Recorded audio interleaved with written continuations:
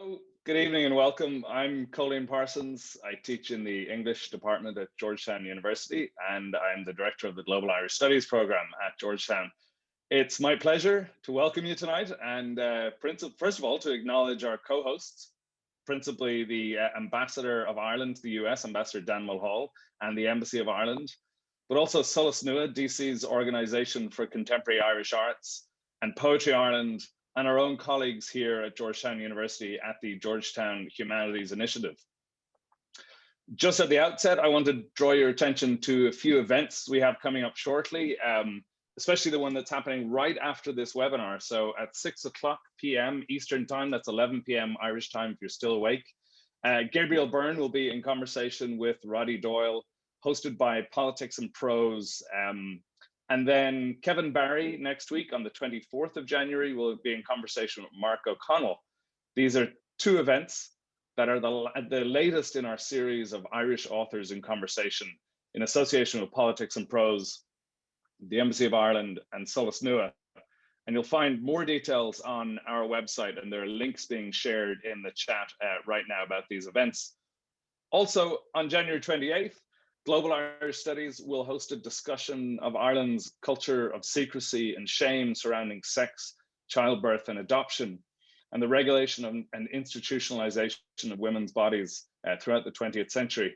And at this event, we'll hear from authors of two recent moving books, Ciaran Hogan and Katrina Palmer. And this will be moderated by Professor Margot Bacchus of the University of Houston. Again, you can see our website, globalirish.georgetown.edu, for details on that. And finally, on the 1st of February, which anybody Irish here will know, that's Láithre le Bríde, the Feast of St. Bridget, Poetry Ireland and the Embassy of Ireland will feature a lineup of African-American poets of Irish heritage and African-Irish poets. That is Amanda Johnson, Kimberly Reyes, Nithi Casa, and Felicia Olusanya. So watch out for information about that in the coming weeks. Check Twitter and your email account for information about that. But tonight, obviously, we're gathered on a very different mission. The webinar tonight comes from Washington, D.C., a city in a state of suspended animation right now, locked down and bruised after a long and difficult year. We've all had a long and difficult year, but it has culminated here in DC in the attack on the Capitol building last week. And this is a city that is garrisoned right now, and one in which likely all of us welcome the chance on the eve of tomorrow's inauguration to turn our eyes away briefly from what's been unfolding in front of our eyes and towards the words of a poet who knew more than most how to live in and write about and speak to the turbulent times we live in, balancing what he called the quarrel with ourselves that makes poetry with a commitment to being a public intellectual and a chronicler of his time, complicated as it was.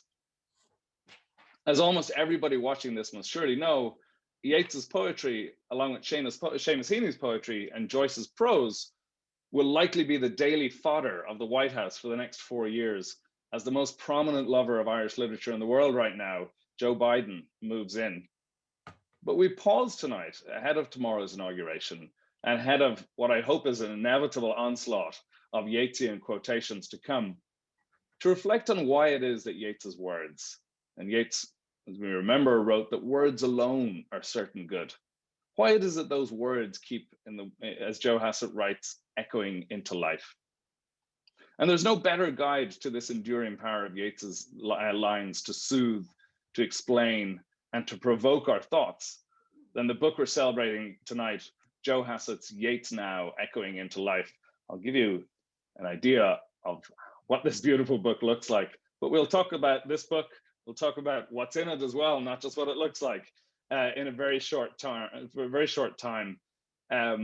Joe Hassett, there's a good Freudian slip there. Joe Hassett borrows from John Keats to explain Yeats's enduring power. Keats writes that a poem should strike the reader as a wording of his own highest thoughts and appear almost a remembrance. And I think for any of us who have read and reread and pondered over and rethought Yeats's words, that's exactly what we see in them. So tonight, I'll give you a sense of what's to come. Tonight, we're going to talk with three really outstanding scholars and practitioners of poetry: Joe Hassett, Paula Meehan, and Teri Cross-Davis.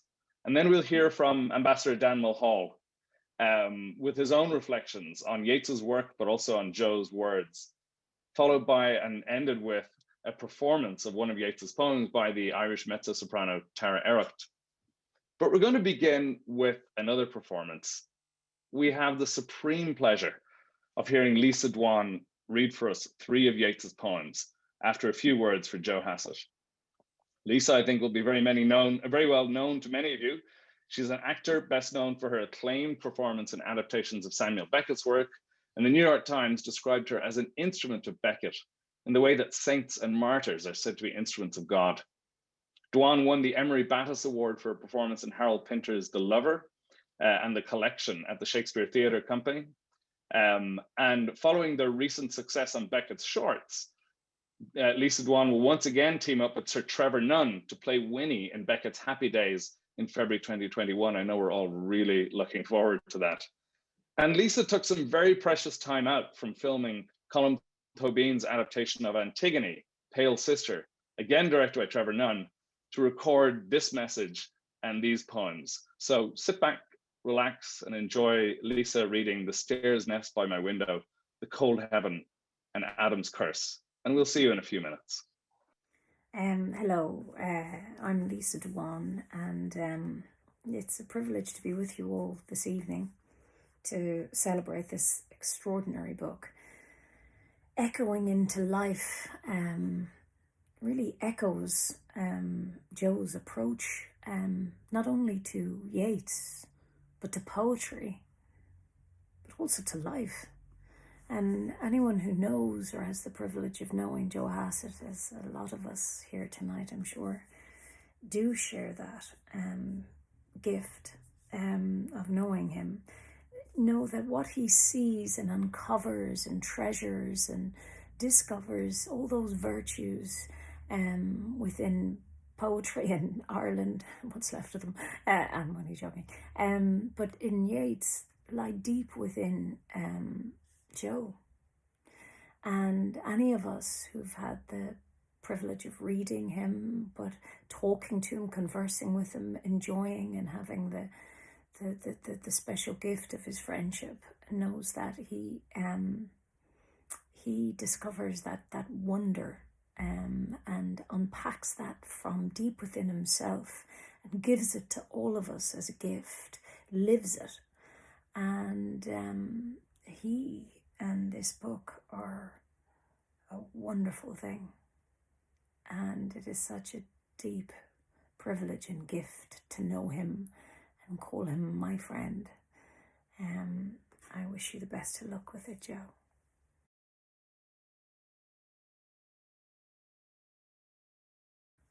The Stairs Nest by My Window. The bees build in the crevices of loosening masonry, and there the mother birds bring grubs and flies. My wall is loosening, honey bees. Come, build in the empty house of the stair. We are closed in, and the key is turned on our uncertainty. Somewhere a man is killed or a house burned. Come, build in the empty house of the stair. A barricade of stone or of wood, some 14 days of civil war. Last night they trundled down the road that young soldier in his blood. Come, build in the empty house of the stair. We had fed the heart on fantasies. The heart's grown brutal from the fair. More substance in our enmities than in our love. honeybees, come, build in the empty house of the stair.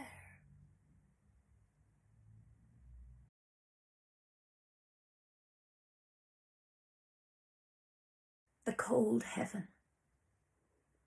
Suddenly, I saw the cold and rook delighting heaven, that seemed as though ice burned and was but more ice, and thereupon imagination and heart were driven so wild that every casual thought of that and this vanished, and left but memories that should be out of season with the hot blood of youth, of love crossed long ago, and I took all the blame out of all sense and reason, until I cried and trembled and rocked to and fro, riddled with light.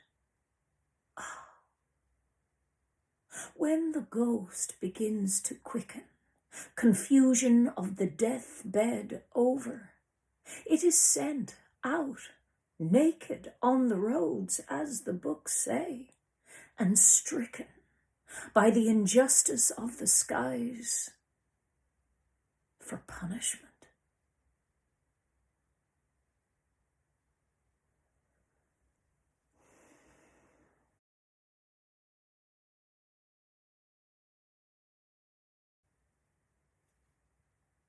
We sat together at one summer's end, that beautiful, mild woman, your close friend, and you and I, and talked of poetry. I said, a line will take us hours, maybe, yet if it does not seem a moment's thought, or stitching and unstitching has been naught. Better go down upon your marrow bones and scrub a kitchen pavement or break stones like an old pauper in all kinds of weather, for to articulate sweet sounds together is to work harder than all these. And yet, be thought an idler by the noisy set of bankers, schoolmasters, and clergymen the martyrs call the world. And thereupon that beautiful mild woman, for whose sake there's many a one shall find out all heartache on finding that her voice is sweet and low, replied, to be born woman is to know, though they do not talk of it at school, that we must labour to be beautiful. I said, it's certain there's no fine thing since Adam's fall but needs much labouring. There have been lovers who thought love should be so much compounded of high courtesy that they would sigh and quote with learned looks precedents out of beautiful old books. Yet that now seems an idle trade enough. We sat grown quiet at the name of love. We saw the last embers of daylight die. And in the trembling blue-green of the sky, a moon, worn as if it had been a shell, washed by time's waters as they rose and fell about the stars and broke in days and years, I had a thought for no one's but your ears, that you were beautiful, and that I strove to love you in the old highway of love, that it had all seemed happy, and yet we'd grown as weary-hearted as that hollow moon.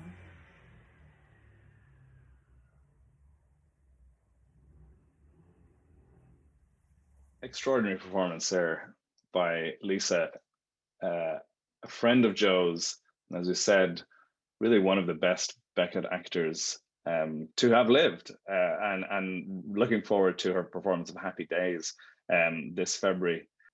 I'm joined today by Joe Hassett, by Teri Cross-Davis, and by Paula Meehan to launch Joe's really excellent new book, Yeats Now, Echoing into Life. As I hold it up here again. And I won't say too much. I'll leave it to Paula and to Teri and to Joe to talk about the book.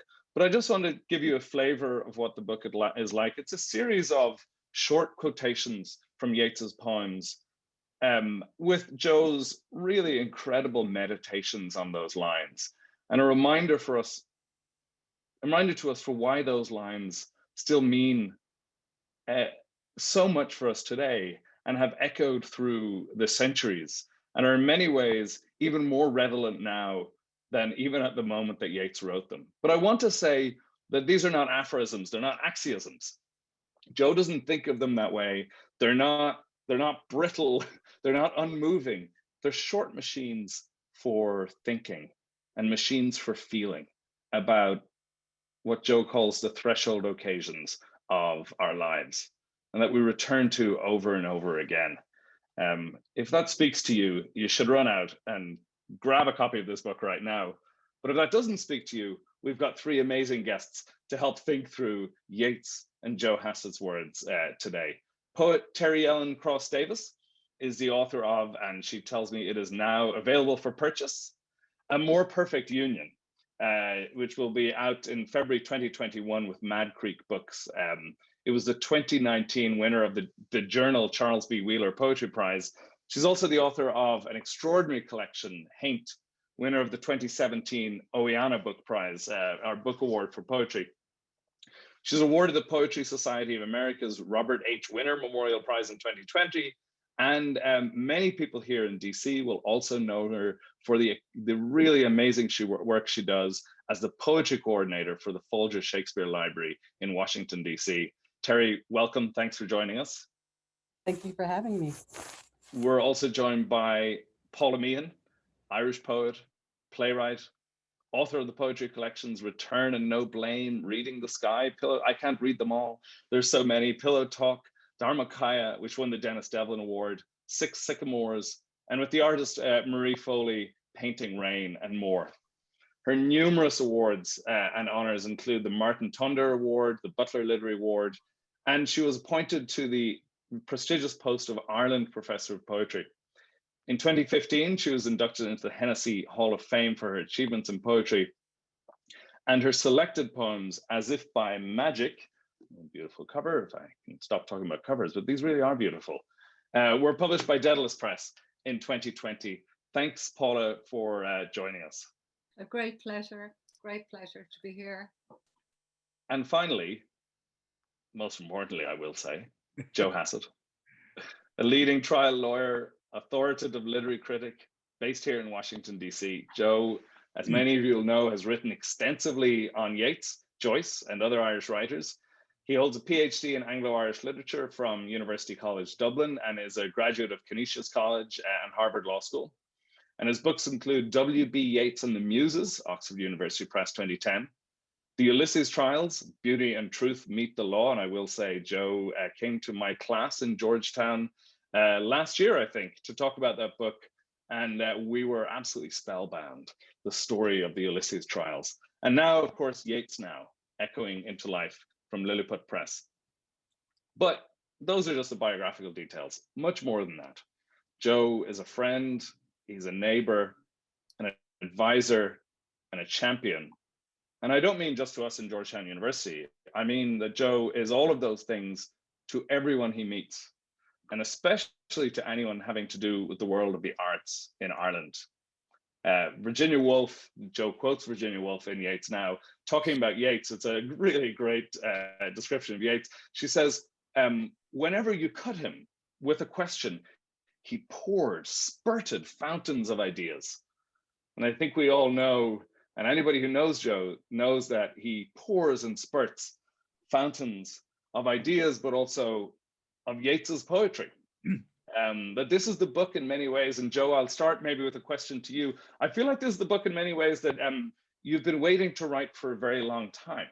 Anybody who knows you knows that Yeats's words these lyrics, these lines, these sort of mesmerizing words have been on the tip of your tongue always. And so maybe I could ask you to give us a sense of where this book came from, your inspiration, and even the process of writing it. Well, thank you, Cóilín, and thanks to everybody who's participating. Thanks to Lisa for those amazing, generous words, which I treasure deeply. And thanks on behalf of our whole audience for the enormous treat of hearing your reading of those beautiful poems. Well, Cóilín, and thank you, Cóilín. Thanks, everyone. You know, the book is organized around lines of Yeats's poetry, and I hadn't intended actually to quote 2 lines, but I think I'll start with them, and then I'll, in the Irish way, get back to answering the question. The 2 lines that are in my mind are the famous 2 lines that are in the Municipal Gallery Revisited, where Yeats is looking around the gallery at portraits of his friends and founders of the Irish state. And he says, think where man's glory most begins and ends, and say, my glory was I had such friends. So in listening to Lisa's beautiful words and knowing each of you who are participating, those thoughts were in my mind. Now, as to the origin of the book, it had seemed to me that a lot of people who don't necessarily consider themselves readers of poetry, nonetheless, when they're facing some threshold occasion, ask some friend of theirs whom they think of as a reader of poetry, can you give me a line of poetry that might fit this occasion? And Yeats had an extraordinary ability to be just that poet, because he had an ability to distill the emotions that surrounded events in personal life or in national or global life. And he could put those thoughts into very memorable words. And I think that a lot of people, well, many people have not had the benefit of the wisdom that's in those words, because Yeats has a reputation for being difficult, and that you have to get through a lot of philosophy or politics or something else to get to the poetry. And so it seemed to me that looking at some of the lines line by line was a way to distill and get access to the wisdom. And then frequently, once you were kind of owned that line, you got into the poem and you were more interested in the whole poem, and then you led to another poem and to another. So the idea behind the book and what made it come into life was to look at the poems line by line and find that wisdom echoing back into life. It's also, though, the object itself, the book itself, is an extraordinarily beautiful book, with its cover sort of reminiscent of Sturge Moore's cover for The Winding Stair, for Yeats's The Winding Stair. And inside there are reproductions of manuscript pages, pictures of, I know you well, I know you know Tuair Ballylee well, and pictures from Tuair Ballylee of Yeats, for example, hanging out in a garden in London.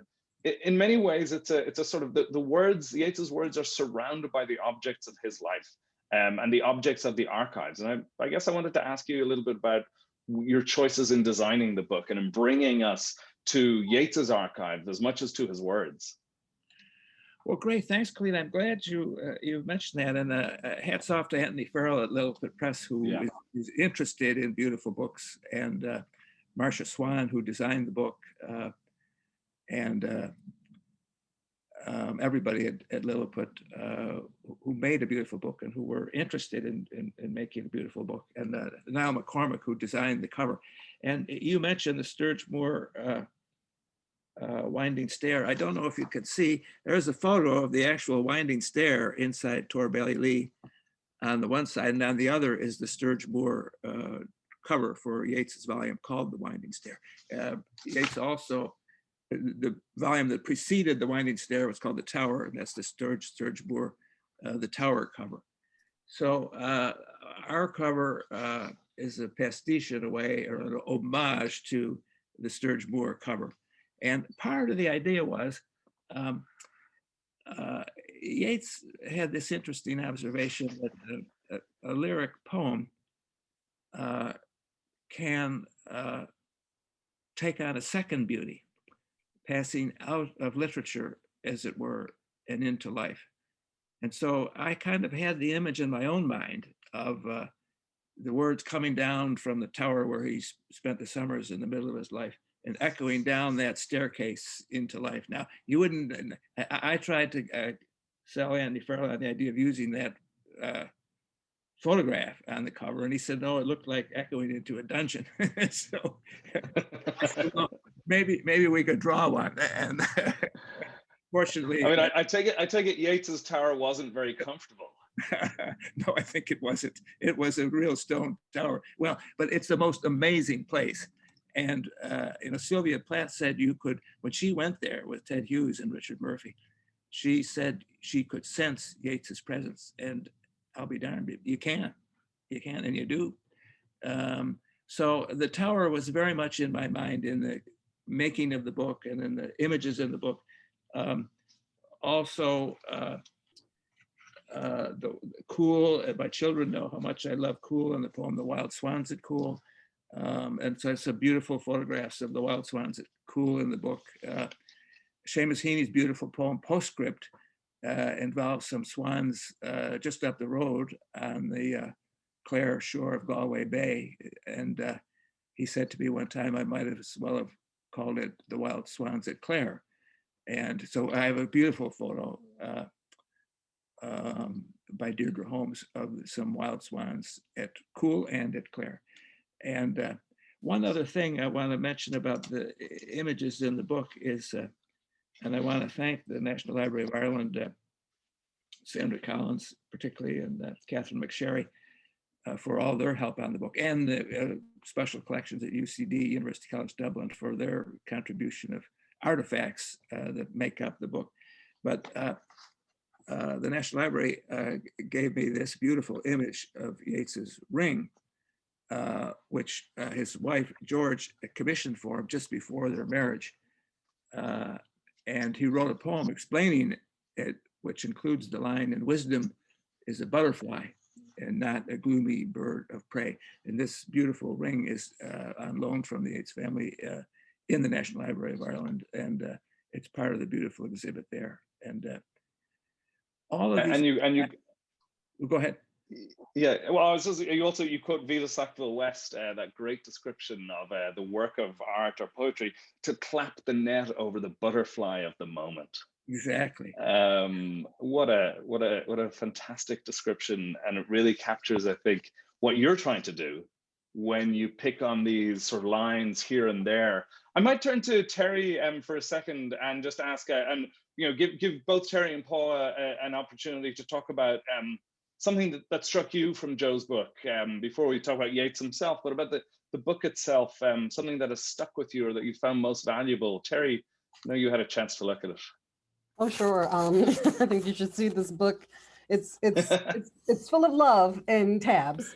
But one of the things that struck me, and I will say it struck me, as a lover of poetry and as a poet, was the moment when, in the chapter, The Moment Alive, and Joe begins talking about kind of what to me is at the heart of what we do as poets, trying to capture that moment and keep it alive and make it accessible for readers after we are long gone. And, this book does that for Yeats. I mean, as someone coming into Yeats, as someone who, I think anyone who's coming into Yeats, anyone who is new to Yeats, this is such a perfect book for you in that regard, because Joe has done such a great job of kind of mapping out these themes and giving you access into them. But that for one throb of the artery, and Joe talks about this in A Meditation in Time of War, that internal beauty can be accessed instantaneously because transcendent experience can occur in one throb of the artery.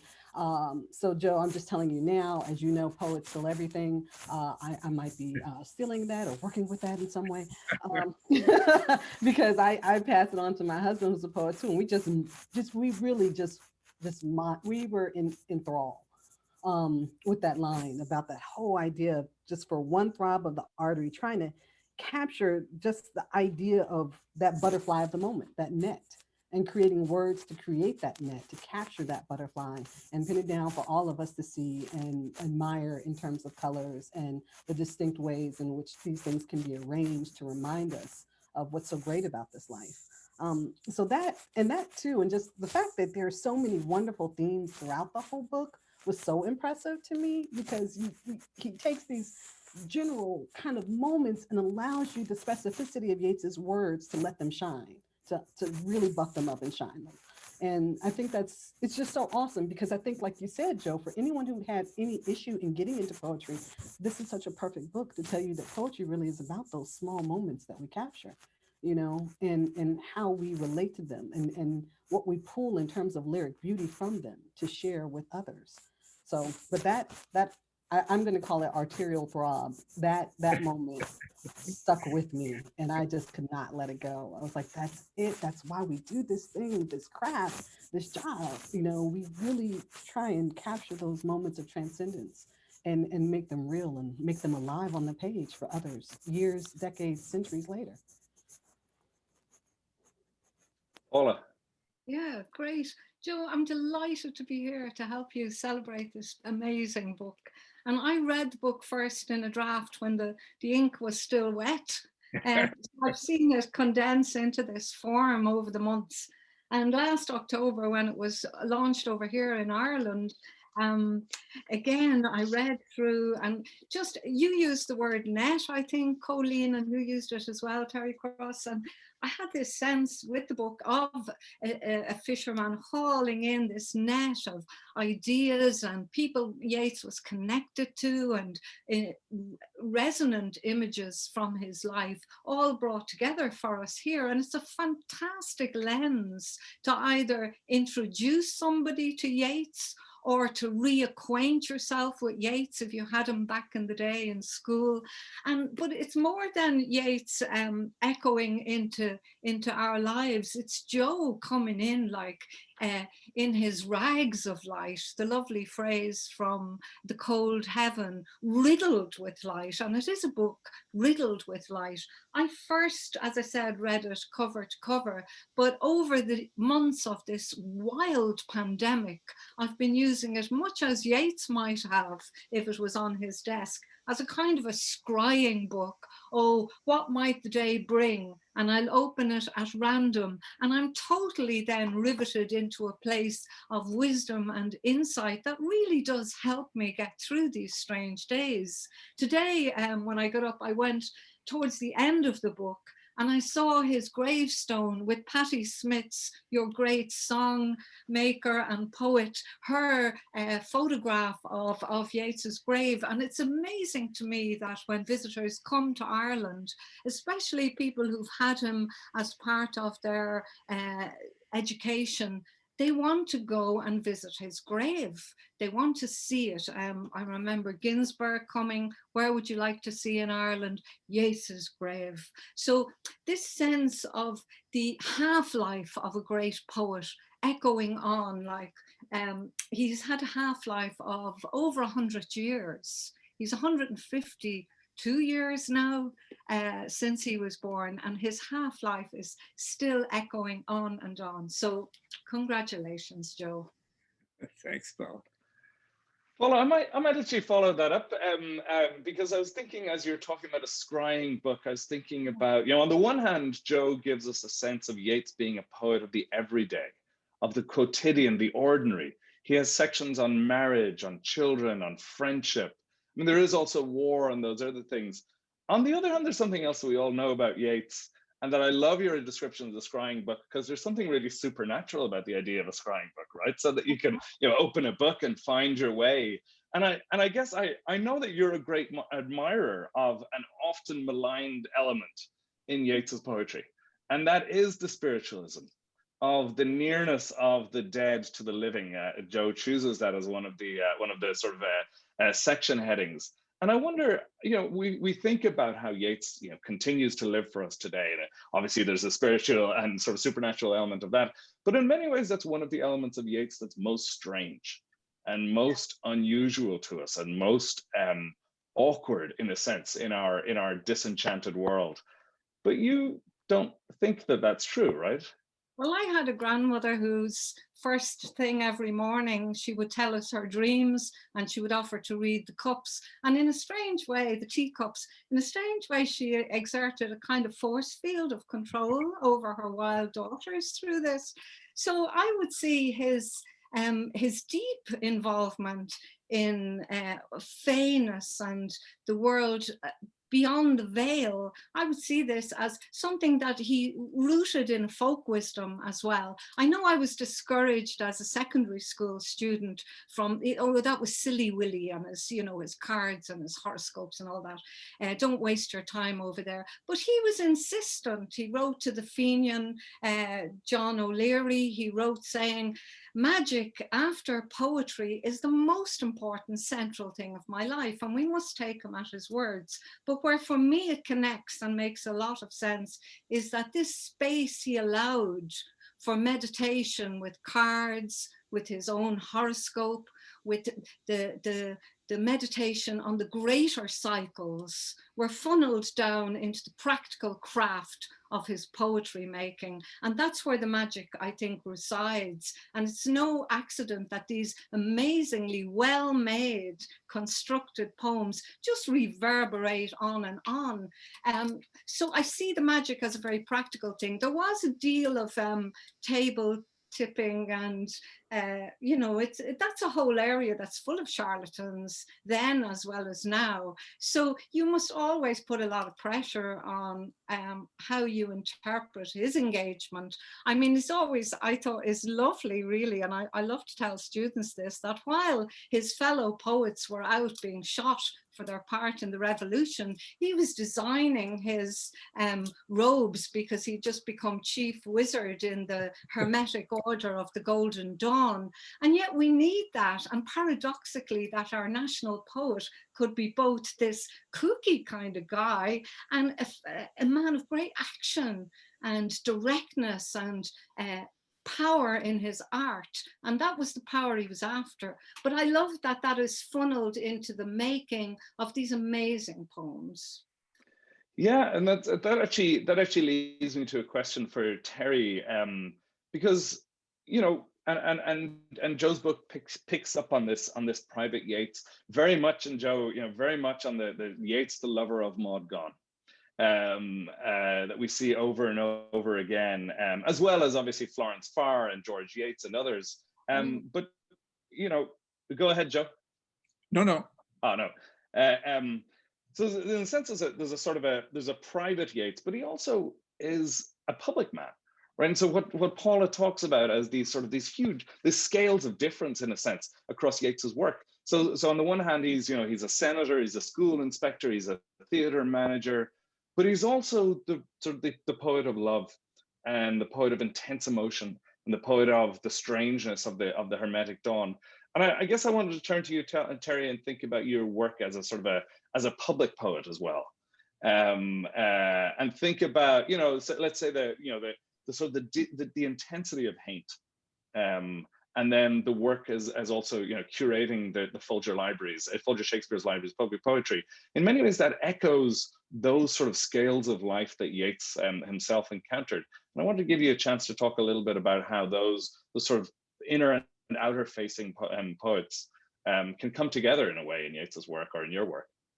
Well, and I think it's again, once Joe's book gives some great clarity, a thought to this in the chapter on work.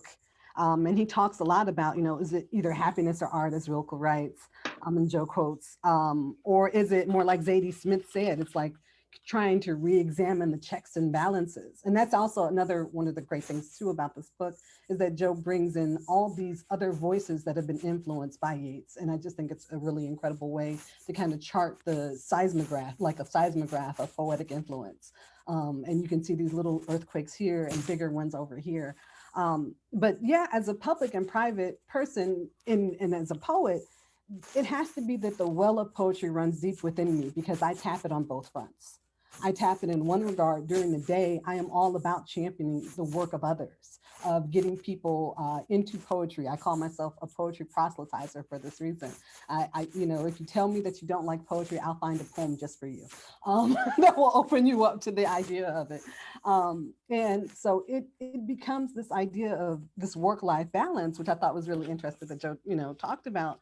But it also becomes the idea of, I don't have to subsist on poetry as a living per se. So it gives me a fluidity and a flexibility that I know a lot of my peers don't always have. And I think it allows me to still feel as if I can, like I said, that I can bring other people up during the day and make sure that people are feeling tuned into poetry, but yet still have enough that I can tap and create my own work. And thanks to residencies and retreats, like, you know, things like these, they help keep me centered as a poet in my own work, but then they also still at the same time help introduce me to other poets. So it's a checks and balances. There are times when maybe it's too much energy on one end and not enough on another, but I like what Zadie Smith said in Joe's book, that it is that checks and balances, and you have to go in. And I think a lot about the way that Yeats went about kind of this public-private life, they all influence each other in so many ways in my mind, looking at his work, especially the private, and thinking about himself as one of the last romantics. And just thinking that he, in many ways, was trying to capture the ephemeral, and that work is a lifelong work, and that poetry becomes this gem that you turn and turn and turn and look at the sunlight go through it and all the different facets and all the different rainbows that can erupt from just one angle of looking at the world. I'm thinking of another poet, and that is just a certain slant of light to change everything. But yeah, it's that public and private. I think as long as the well is deep enough to feed both, and poetry is the thing that can sustain the soul. We've seen it. We're seeing it now. During this pandemic, it's the first thing I think a lot of people turn to when they realize how shut away they had to be as human beings from the social part of ourselves. Then what do we feed? We feed this internal part of ourselves. And what helps us get there is poetry. It helps us with that clarity. It stills the water so you can see deeper within. Gwendolyn Brooks said it best, you know, poetry is life distilled. And I hear, and I love the echo, and I love the echo in, you know, for Joe's title, but it echoes everywhere throughout this book, how to feed the soul with these lyrical gems, how to sustain the human and our human connection with poetry. So that public and private is about having a deep enough well to do both. Yeah, Cóilín, can I yeah, say Joe, go ahead. a quick word, only because it's typical of Teri that in speaking about public-facing poetry, she didn't mention her own roles. One in the poetry in the schools at the Folger, and the other yesterday was her annual Not Just Another Day Off production, which you can find on folger.edu. An amazing presentation of poetry and oratory and thought by African-American poets and writers of all kind, and of course by Martin Luther King. It's just a breathtaking, inspirational journey of about 45 minutes put together every year by Teri. And it's just something that everybody ought to be seeing and thinking about. And so to Teri, also with her poetry in the schools, is she's out on she's a frontline worker. She's out there every day taking poetry to the people and people to poetry and people into new realms of poetry, and it's just extraordinary work that she does. And you'd all be interested to see it at folger.edu, Not Just Another Day Off. Thank you. Can I ask a somewhat cheeky question, which is, you know, I began by talking about we're in Washington D.C. Joe and Teri and I, Paula, not to leave you out there, but you're probably better off somewhere else just right now. And there is, of course, to use that Yeats term, a conflagration in the rafters. That the world that we live in, and the sort of the hushed expectation of what will happen tomorrow, in many ways here in the city, leave us with a lot of time to ruminate, to think, to read.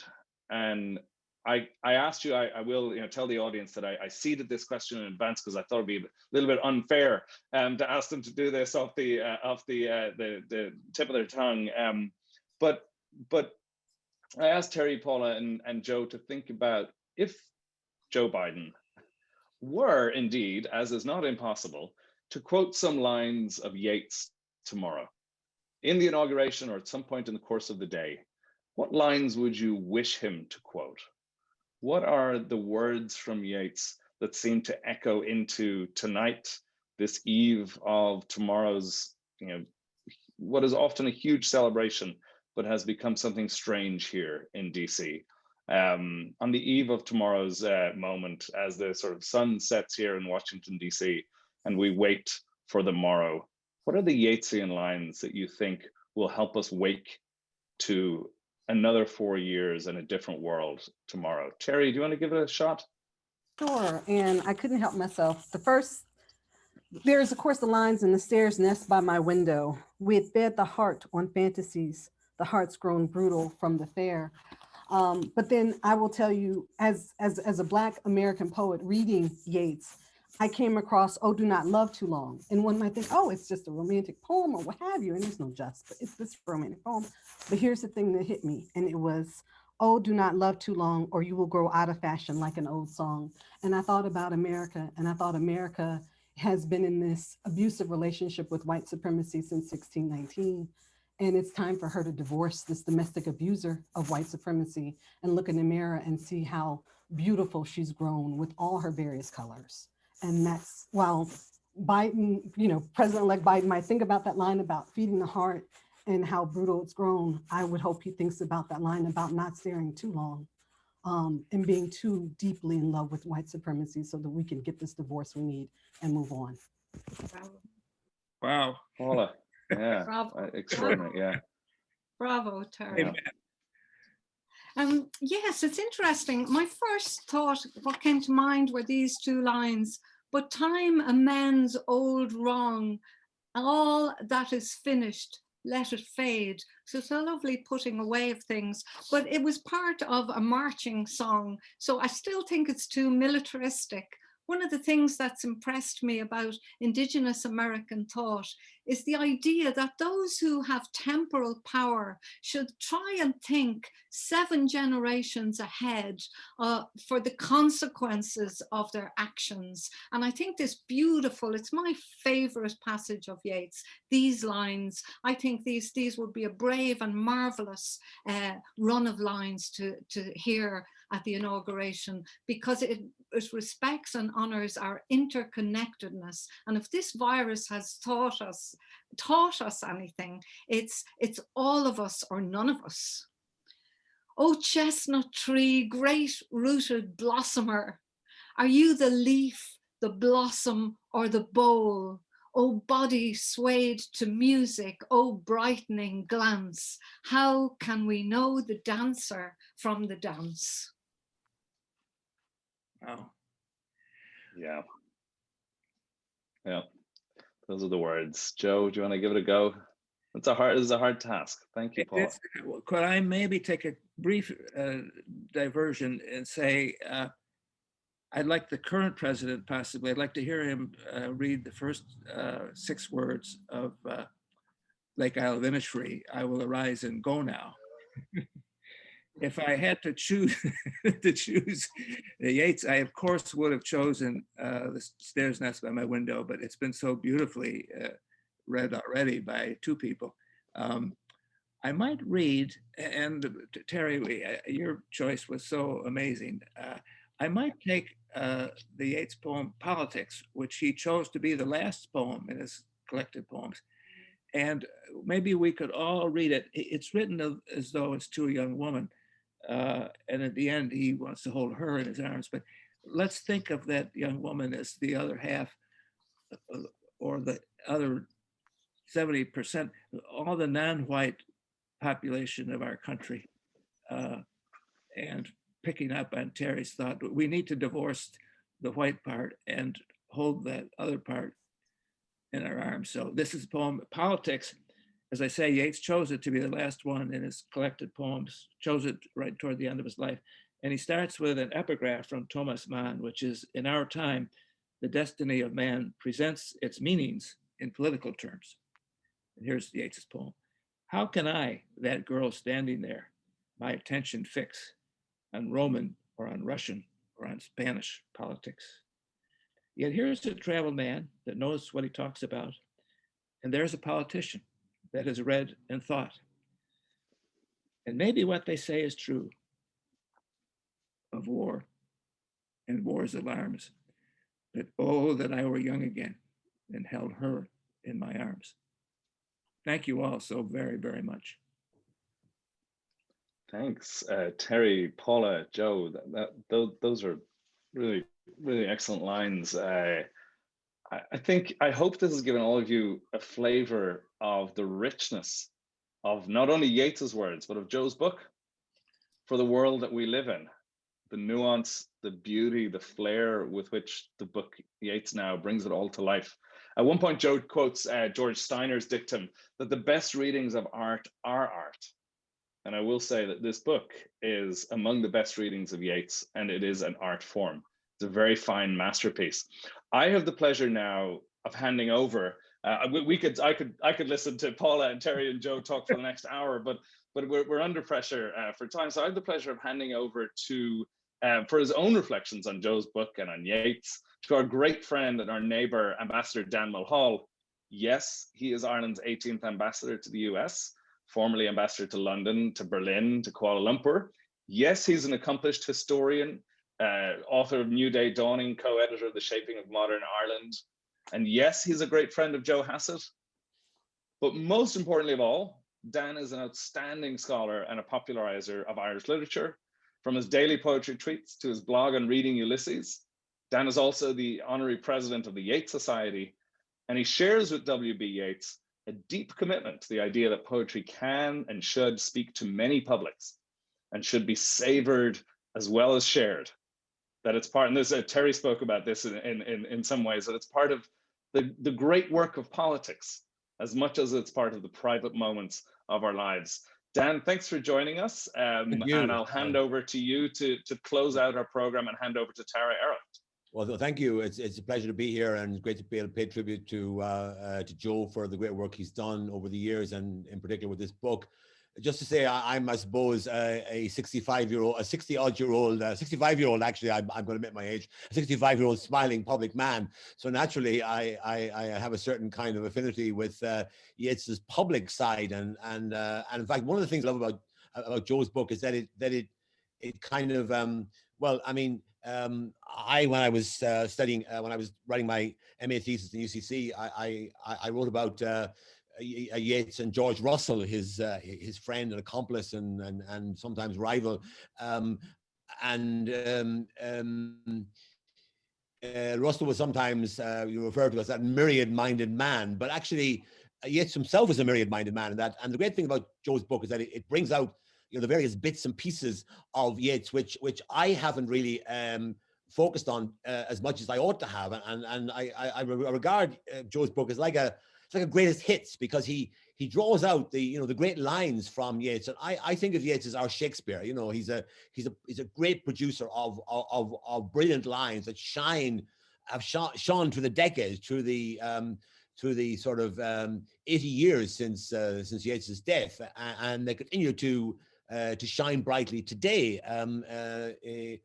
And I'm particularly obviously keen to do this today on the eve of the arrival as the 46th US president of, first of all, a proud Irish American, but secondly, and in this case, more importantly, a proud admirer of Irish poetry. But just to say that my engagement with Yeats, and I have the pleasure and privilege now of being the honorary president of the Yeats Society, really came through the way in which Yeats echoes into Ireland. So I first came across this when I was at UCC back in the 1970s, and I bought a copy of Yeats' Selected Poetry, and in the summer of 1975, I read it from cover to cover, the first poetry book I ever read like that.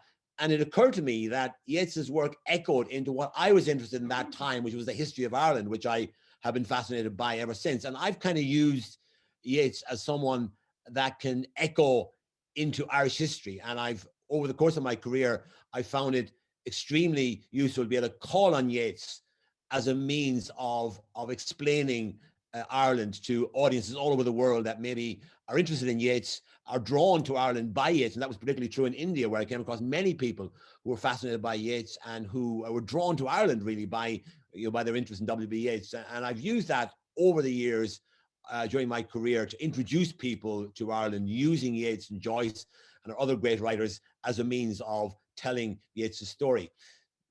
There's a great Irish radio program every Sunday morning called Sunday Miscellany. It's been going on forever.